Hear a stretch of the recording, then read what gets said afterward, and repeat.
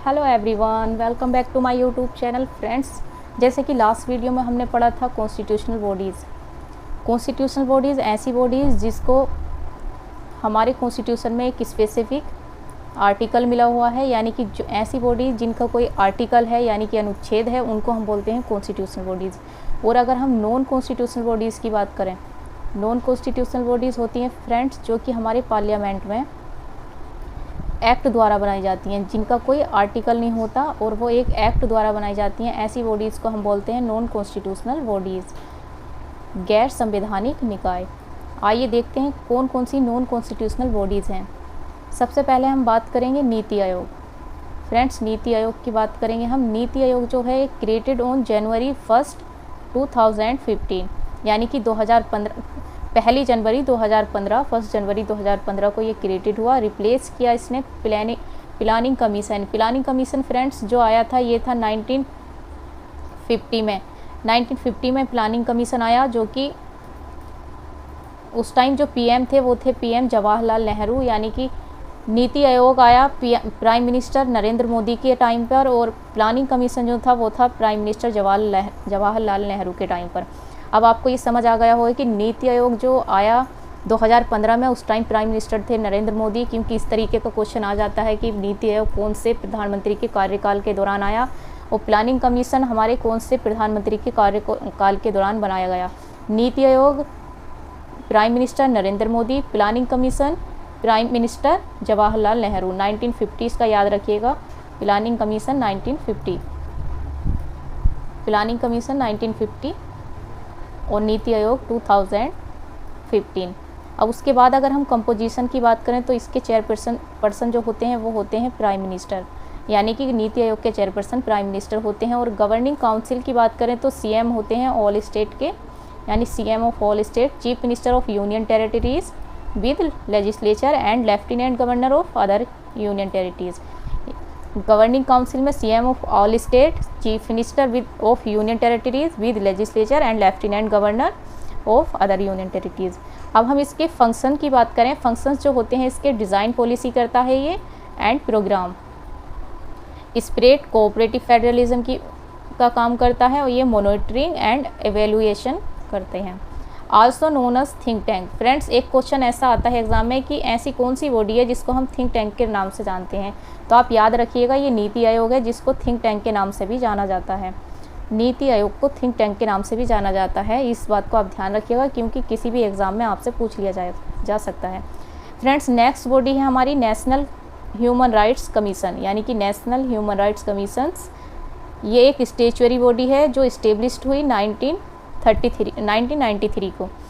Commission is the watchdog. Watchdog मतलब प्रहरी, जैसे कि चौकीदार होता है, जैसे घर के दरवाजे पर चौकीदार रहता है और घर वाले सेफ रहते हैं, वैसे ही वॉचडॉग उसको बोलते हैं, और ये हिंदी में इसको प्रहरी बोलते हैं ऑफ ह्यूमन राइट्स, यानी कि मानवाधिकार इन द कंट्री। ये ह्यूमन राइट्स जो है वॉचडॉग का काम करता है कंट्री में, यानी कि देश में। अब इसके हम कंपोजिशन की बात करते हैं।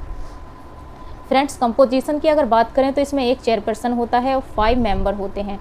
एक चेयरपर्सन प्लस 5 मेंबर, टोटल हमारे हो गए 6 मेंबर।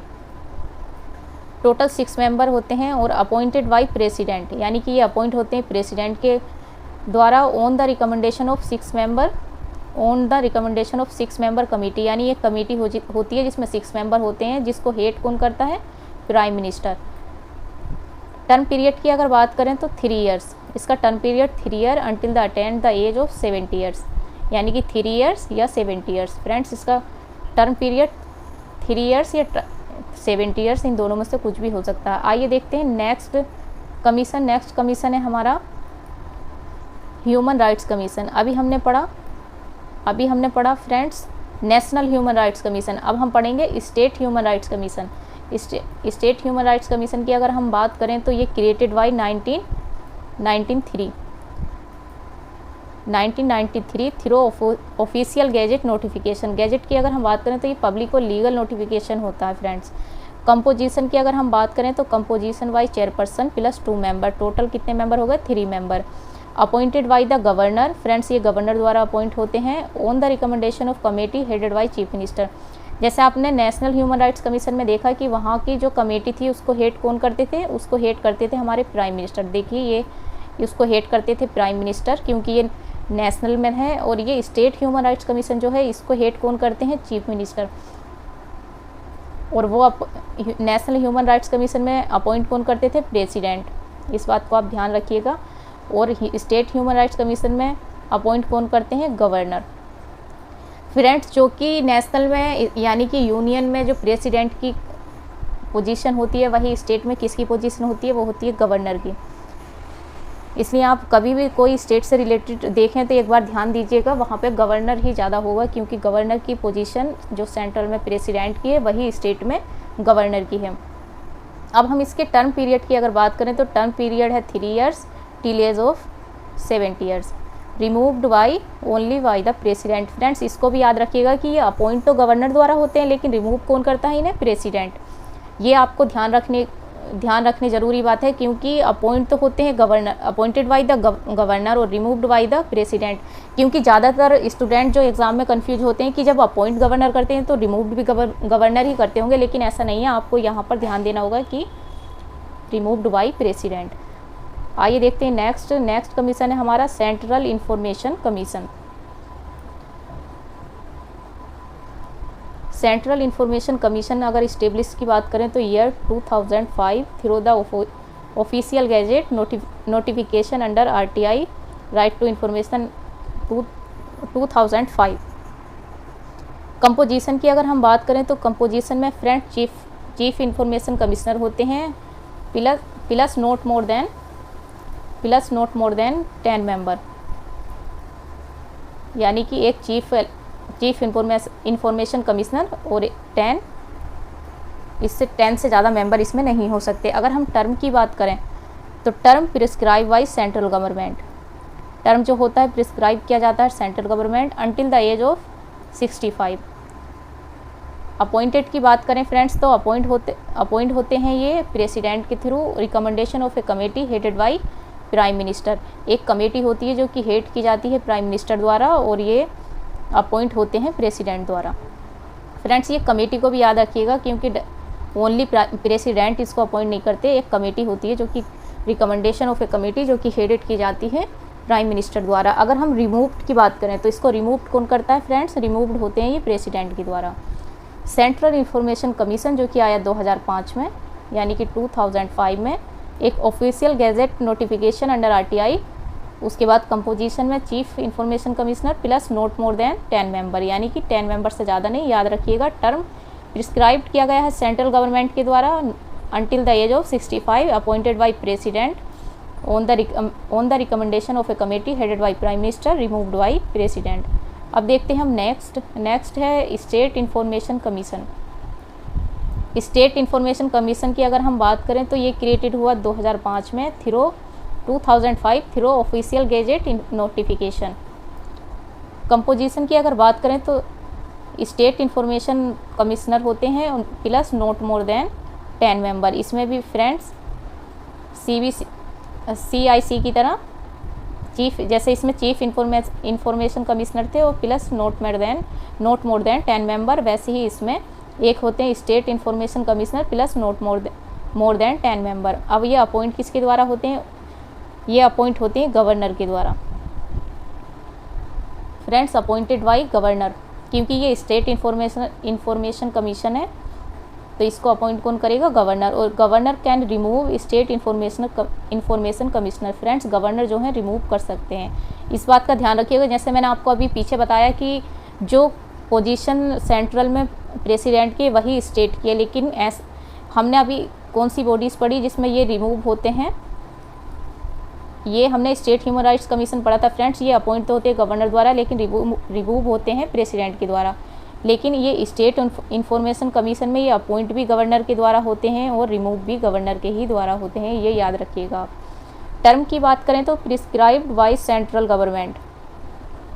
गवर्नमेंट और until they attain the age of 65 years, यानी कि 65 ईयर्स एज हो, या फिर ये प्रिस्क्राइब बाय सेंट्रल गवर्नमेंट। अब हम नेक्स्ट पढ़ते हैं सेंट्रल विजिलेंस कमीशन, यानी कि CBC। ये establish in 1964 by executive resolution of central government. Composition की बात करें तो central vigilance commissioner, not more than 2 vigilance commissioner, total कितने हो गए फ्रेंड्स 3। उसके बाद अगर हम अपॉइंटेड की बात करें तो अपॉइंटेड बाई प्रेसिडेंट। टर्म की बात करें तो टर्म है इसका 4 year until age of 65 year. Friends CBC में आपने देखा कि सीबीसी जो है, सीबीसी को अगर देखें तो इस्टेब्लिश हुई है 1964 में, जो कि एक एग्जीक्यूटिव रेजोल्यूशन द्वारा वाई ऑफ सेंट्रल गवर्नमेंट। और उसके बाद इसमें कंपोजिशन में सिर्फ एक सेंट्रल विजिलेंस कमिश्नर होते हैं और नोट मोर 2 विजिलेंस कमिश्नर, यानी कि 2 से ज़्यादा इसमें और कोई मेंबर नहीं हो सकते। अपॉइंट हो गए प्रेसिडेंट के थ्रू और टर्म हो गया इसका 4 ईयर या 65 ईयर्स एज। नेक्स्ट हम पढ़ने वाले हैं central bureau of investigation. Central bureau of investigation established in 1963 by resolution of the Ministry of Home Affairs। ये याद रखिएगा, ये जो जैसे हमने ऊपर पढ़ा सेंट्रल विजिलेंस कमीशन जो कि आया था एग्जीक्यूटिव रेजोल्यूशन द्वारा सेंट्रल गवर्नमेंट के, और ये जो सेंट्रल ब्यूरो ऑफ इन्वेस्टिगेशन है, सेंट्रल ब्यूरो ऑफ इन्वेस्टिगेशन जो आया है फ्रेंड्स, ये आया है एक resolution of ministry of home affair, वो सेंट्रल गवर्नमेंट द्वारा और ये होम अफेयर द्वारा। अब अगर हम बात करें सीबीआई की फ्रेंड्स, ये सीबीआई है, इसका मेन इन्वेस्टिगेशन एजेंसी जो है ये सेंट्रल गवर्नमेंट की है, यानी कि सीबीआई मेन इन्वेस्टिगेशन एजेंसी है सेंट्रल गवर्नमेंट की। और अगर इसकी हम टर्म पीरियड की बात करें तो फ्रेंड्स इसका टर्म पीरियड है 2 years up to 5 years. Appointed की बात करें तो appointed by central government of the recommendation of 3 member, इसको अपॉइंट करती हैं central government on the recommendation of 3 member committee consist of PM, यानी कि ये कंसिस्ट की जाती है प्राइम मिनिस्टर द्वारा, लीडर ऑफ अपोजिशन और सीजीआई, यानी कि इसमें कौन कौन होता है, प्राइम मिनिस्टर होते हैं, लीडर ऑफ अपोजिशन होते हैं और सीजीआई यानी कि चीफ जस्टिस ऑफ इंडिया होते हैं। नेक्स्ट हम पढ़ने वाले हैं Lokpal and Lokayukta. Lokpal and Lokayukta friends, अगर मैं आपको बताऊं, लोकपाल जो होते हैं यूनियन में होते हैं, लोकायुक्त जो होते हैं वो स्टेट में होते हैं। आइए देखते हैं। ओम्बुड्समैन जो है फर्स्ट क्रिएटेड इन स्वीडन 1809 यानी कि 1809। Lokpal and Lokayukta establish in 2013। Friends इससे पहले भी ये कई बार पार्लियामेंट में आ चुका, लेकिन ये पास नहीं हो पाया था, लेकिन इसको इस्टेब्लिश जो किया गया वो 2013 में किया गया। कंपोजिशन की अगर हम बात करें तो इसमें चेयरपर्सन होते हैं और मिनिमम 8 मेंबर होते हैं। Appointed by selection committee headed by PM, यानी कि अपॉइंट किए जाते हैं सिलेक्शन कमेटी द्वारा, जिसको हेड करते हैं पीएम। लोकायुक्त जैसे कि मैंने आपको बताया, ये लोकायुक्त जो होते हैं वो स्टेट में होते हैं, appointed by governor. Term period की अगर हम बात करें तो ये 5 ईयर्स होता है और 60 ईयर्स ऑफ एज। फ्रेंड्स सबसे पहले जो लोकपाल लाया गया, लोकपाल या लोकायुक्त वो आया महाराष्ट्र में, आप याद रखिएगा महाराष्ट्र में। और उसके बाद बन तो ये उड़ीसा में गया था, लेकिन उड़ीसा में ये आ नहीं पाया था, इसलिए ये सबसे पहले महाराष्ट्र में आया, उसके बाद और स्टेट में भी ये धीरे धीरे लागू होने लगा। तो ये था लोकपाल एंड लोकायुक्त। उसके बाद हम पढ़ेंगे national investigation agency. National investigation agency की अगर हम बात करें तो ये इस्टेब्लिश हुई 2019 में under the provision of national investigation act 2008, यानी कि national investigation act agency act द्वारा जो कि 2008 में आया, उसके द्वारा इस्टेब्लिश हो गई 2009 में। It is a central counter terrorism. Friends याद रखिएगा, नेशनल इन्वेस्टिगेशन एजेंसी ये central counter terrorism law enforcement agency है। डायरेक्टर जनरल ऑफ एनआईए, यानी कि नेशनल इन्वेस्टिगेशन ऑफ एजेंसी के एक डायरेक्टर जनरल होते हैं, जिनको अपॉइंट करती है सेंट्रल गवर्नमेंट, यानी कि नेशनल इन्वेस्टिगेशन एजेंसी के जो डायरेक्टर जनरल होते हैं इनको अपॉइंट कौन करता है, central government, appointed by central government. Head quarter की अगर बात करें तो इनका हेड क्वार्टर जो है वो है न्यू दिल्ली में। और ब्रांच ऑफिस की अगर हम बात करें तो इनकी ब्रांच ऑफिस हैं हैदराबाद, गुवाहाटी, मुंबई, लखनऊ, कोची एंड कोलकाता। फ्रेंड्स ये सारी थी नॉन कॉन्स्टिट्यूशनल बॉडीज़। इससे पहले जो हमने लास्ट वीडियो प्रोवाइड की थी आपको, उसमें थी कॉन्स्टिट्यूशनल बॉडीज़, ये है नॉन कॉन्स्टिट्यूशनल बॉडीज़ जो कि गैर संवैधानिक निकाय हैं। इनका ये पार्लियामेंट में एक्ट द्वारा बनाई गई हैं। इनका कोई स्पेशल आर्टिकल नहीं है, क्योंकि जिन बॉडीज़ का आर्टिकल होता है उनको हम बोलते हैं कॉन्स्टिट्यूशनल बॉडीज़। इसमें सबसे पहले हमने NITI Aayog, national human rights commission, state human rights commission, central information commission, state information commission, central vigilance commission, central bureau of investigation, Lokpal and Lokayukta, national investigation agency. Friends, ये थी नॉन कॉन्स्टिट्यूशनल बॉडीज़। अगर आपको lecture अच्छा लगा हो तो अपना सजेशन कमेंट बॉक्स में ज़रूर देकर जाइएगा। Thanks for watching.